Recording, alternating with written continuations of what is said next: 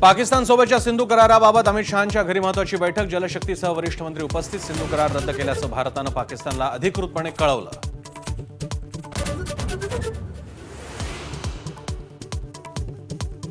पाकिस्तानी नागरिकांना शोधून काढा आणि तात्काळ परत जातील याची खात्री करा. गृहमंत्री अमित शहांचे सर्व राज्याच्या मुख्यमंत्र्यांना निर्देश. पाकिस्तानचे 18 प्रकारचे व्हिसा केले रद्द.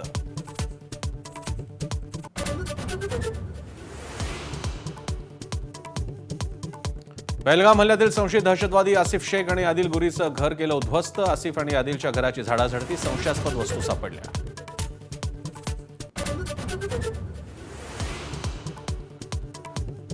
लष्कर ए तोयबाचा उपप्रमुख सैफुल्लाच्या नेतृत्वात पहलगाम हल्ल्याचा कट रचला. हल्ल्यामागचे पाकच्या आयएसआयचा हात. सैफुल्लाचा पाकिस्तानी लष्करी अधिकाऱ्यासोबतचा फोटो समोर. एबीपी माझाचा एक्सक्लुझिव्ह रिपोर्ट.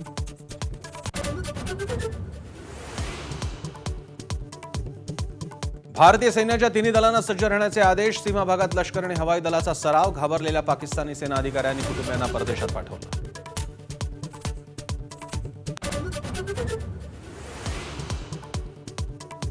आधी देखील 3 ते 4 वेळा हल्ले झालेत. मग आताच धर्माची चर्चा का? पहलगाम हल्ल्यावर शरद पवारांचा सवाल. ज्यांचे नातेवाईक मारले गेले त्यांनी काय सांगितलं ते ऐकून पवारांनी मत मांडावं. फडणवीसांचा सल्ला.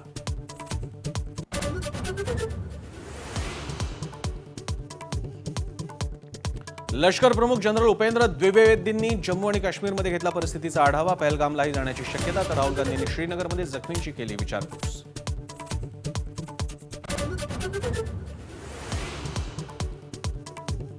दहशतवादी हल्ल्याच्या निषेधार्थ दिल्लीत काँग्रेसचा कॅन्डल मार्च. राहुल गांधीही सहभागी. परवानगी नसल्यानं काँग्रेस कार्यालयाच्या गेटवरच पोलिसांनी अडवला मोर्चा.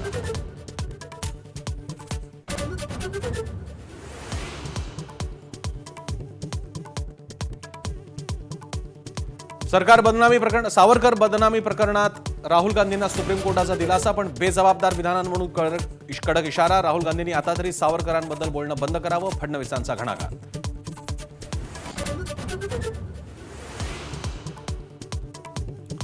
बदलापूर एन्काउंटर प्रकरणात एसआयटीकडे कागदपत्र देण्याची सीआयडीची तयारी. आदेशांचं पालन करत नसल्याबद्दल हायकोर्टानं सीआयडीला फटकारलं.